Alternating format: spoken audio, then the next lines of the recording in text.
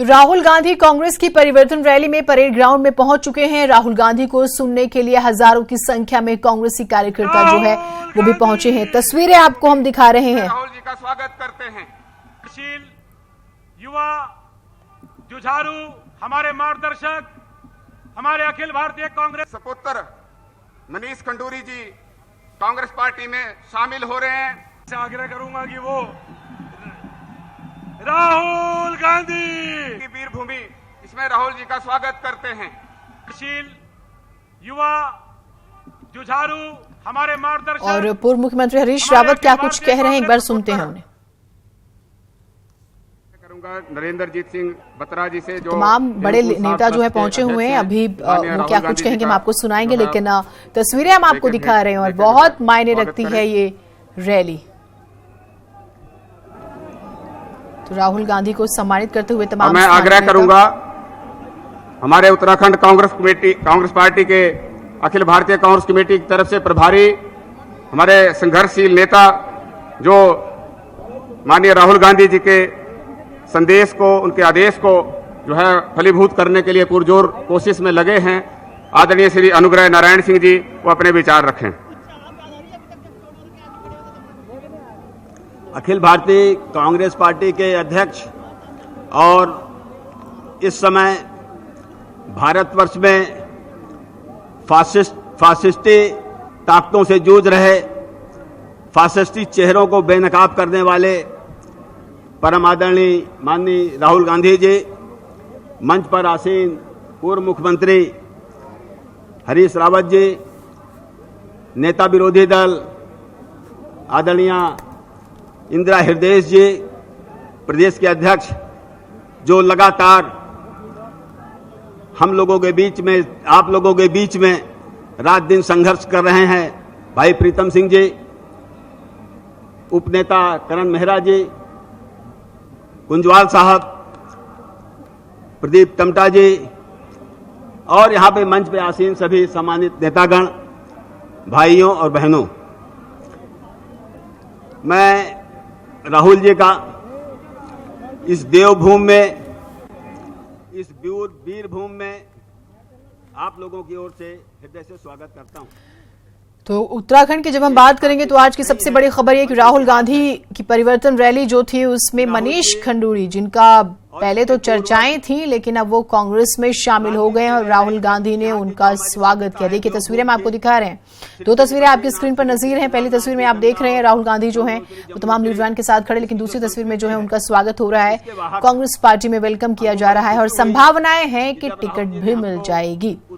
बड़ी खबर है आज की उत्तराखंड की राजनीति की जब हम जिक्र करते हैं। और देखिए चर्चाएं तो पहले से ही थी, इंदिरा हृदय तो पहले ही हिंट दे चुकी थी, उसके जवाब में बीजेपी के सतपाल महाराज का स्टेटमेंट आया था बाकायदा एक प्रेस कॉन्फ्रेंस के जरिए कि भीड़ जुटानी है इसलिए कांग्रेसी जो है ऐसी बातें कर रहे हैं, यानी कि उन्होंने वहीं पर ही फुल स्टॉप लगाने की कोशिश की। लेकिन आज की तस्वीर ने वापस से फुल स्टॉप हटा दिया और एक नई स्टोरी जो है हमें कहें कि एक नया चैप्टर शुरू कर दिया है। और अब इलेक्शन बहुत ज्यादा ड्यू डेट्स डिक्लेयर ऑलरेडी हो चुकी हैं और अब तस्वीरें भी हम आपको दिखा रहे हैं। कार्यक्रम में मनीष खंडूरी मौजूद हैं और उसके बाद भी कुछ नेताओं के स्टेटमेंट्स आए थे कि उन्हें ऐसा नहीं करना चाहिए।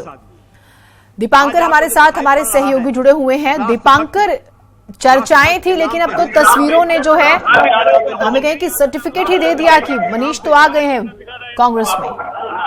बिल्कुल जीनत, जिस बात की उम्मीद कांग्रेस कर रही थी और जितना बड़ा झटका कांग्रेस बीजेपी को देना चाहती थी वो आज 16 मार्च को परेड ग्राउंड से कांग्रेस से दिया है। और खुद ये राहुल गांधी से जिस तरीके से दो बार गले मिले मनीष खंडूरी, उसके बाद मनीष खंडूरी ने हरीश रावत के पांव छुए, इंदिरा हृदय के पांव छुए, ये सब कुछ दिखाता है कि कांग्रेस ने एक बड़ा झटका लोकसभा चुनाव से पहले उत्तराखंड में मनीष खंडूरी के तौर पर बीजेपी को दिया है।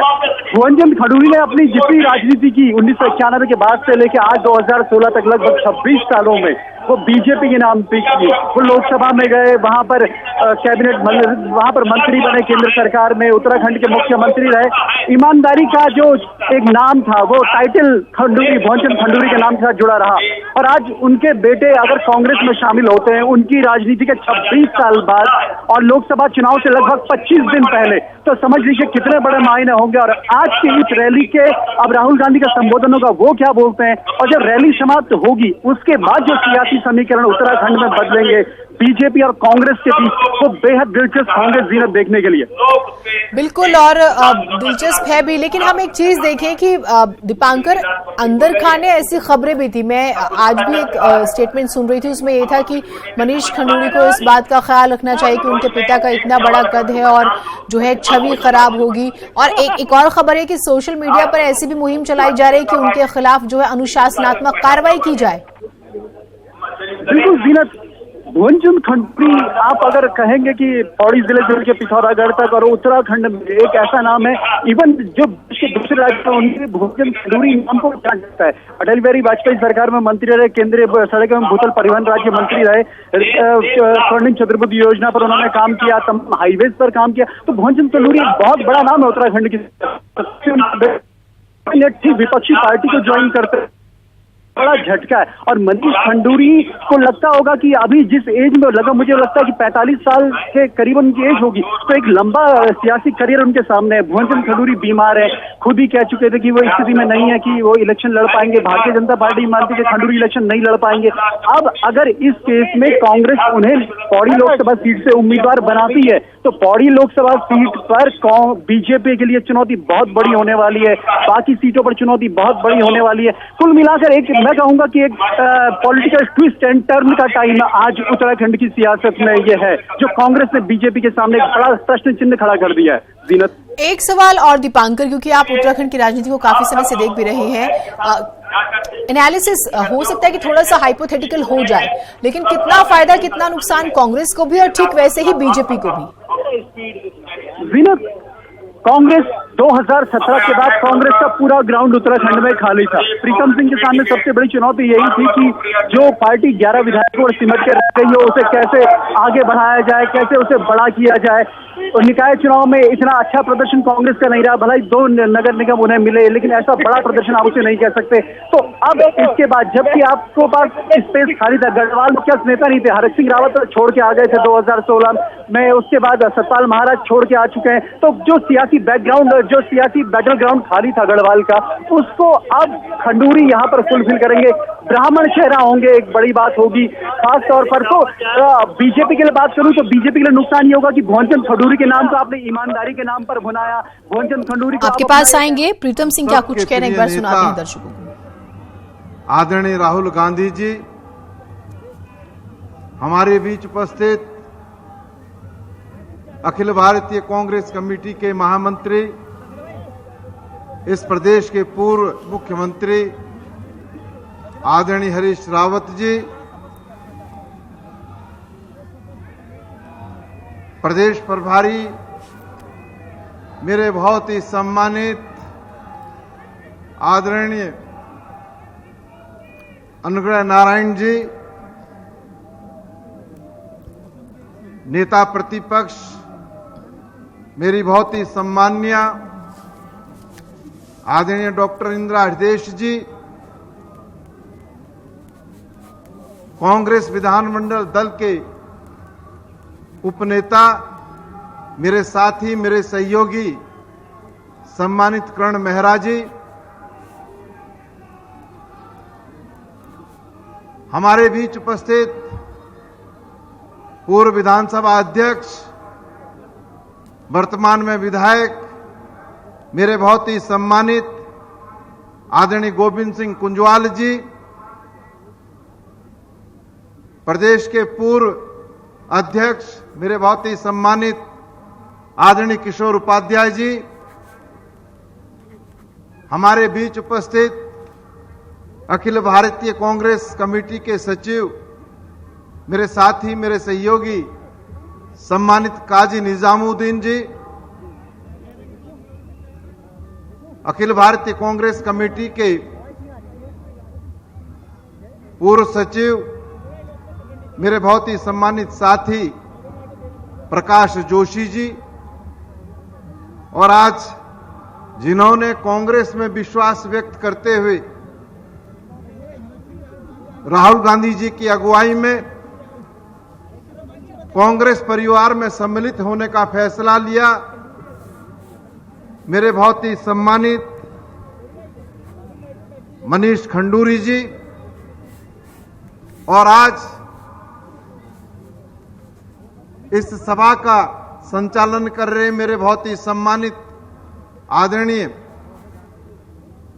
सह प्रभारी धर्माणी जी, मंच पर आसीन कांग्रेस के तमाम वरिष्ठ नेता, यहां उपस्थित युवक कांग्रेस, महिला कांग्रेस, एनएसयूआई, सेवा दल और तमाम फ्रंटल ऑर्गेनाइजेशन के मेरे तमाम साथियों और उत्तराखंड की महान जनता। सम्मानित साथियों, सबसे पहले मैं राष्ट्रीय अध्यक्ष राहुल गांधी जी का देहरादून आगमन पर अपनी ओर से और उत्तराखंड की महान जनता की ओर से हार्दिक अभिनंदन करता हूं, हार्दिक स्वागत करता हूं।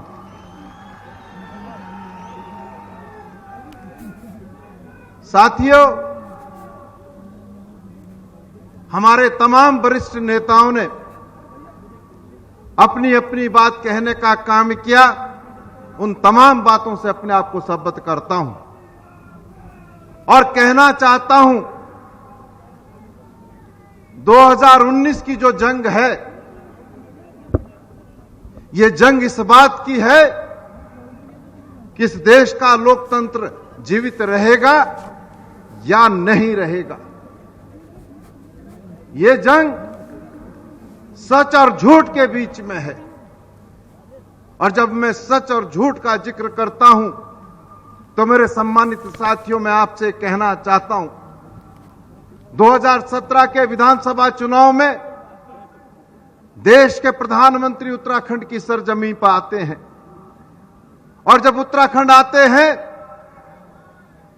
तो उन्होंने आपसे और हमसे वादा किया कि यदि उत्तराखंड के लोग डबल इंजन की सरकार बनाने का काम करेंगे तो हम इस उत्तराखंड राज्य का चहुमुखी विकास करने का काम करेंगे। और मैं आपको याद दिलाना चाहता हूं, मोदी जी ने आपसे और हमसे वादा किया था, उत्तराखंड के किसानों से वादा किया था, और वादा किया था यदि डबल इंजन की सरकार बनेगी तो हम किसानों का ऋण माफ करने का काम करेंगे, किसानों को ब्याज रहित ऋण देने का काम करेंगे, और गन्ना किसानों का 15 दिन के अंदर भुगतान करने का काम करेंगे।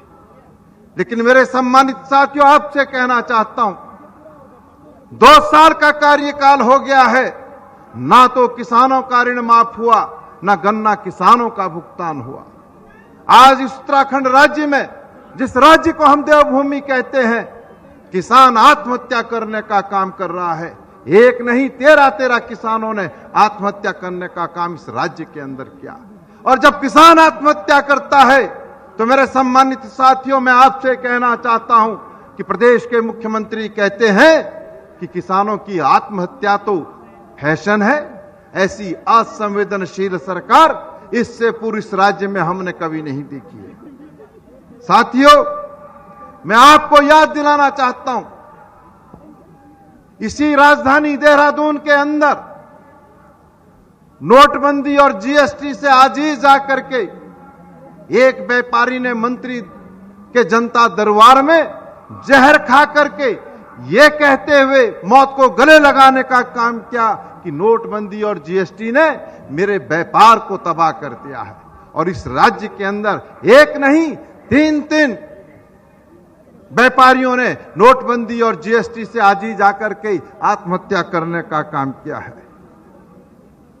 मेरे साथियों, मैं इसलिए इस बात को कहना चाहता हूं कि इस सूबे के अंदर जब हमारी सरकार थी, हमारी सरकार ने गरीब व्यक्ति को आगे बढ़ाने के लिए इस प्रदेश के अंदर राज्य खाद्य सुरक्षा योजना प्रारंभ करने का काम किया। और जब हमने इस योजना को प्रारंभ किया तो मैं कह सकता हूं कि गरीब आदमी को सस्ता खाद्यान्न मिल रहा था, सस्ती चीनी मिल रही थी, सस्ता मिट्टी का तेल मिल रहा था। लेकिन जैसे ही डबल इंजन की सरकार आती है, इस प्रदेश की जनता को ना तो सस्ता खाद्यान्न मिलता है, ना सस्ती चीनी मिलती है, ना सस्ता मिट्टी का तेल मिलता है। हमने इस राज्य के अंदर पेंशन योजनाओं को चलाने का काम किया, इस सरकार ने उन पेंशन योजनाओं को बंद करने का काम किया है।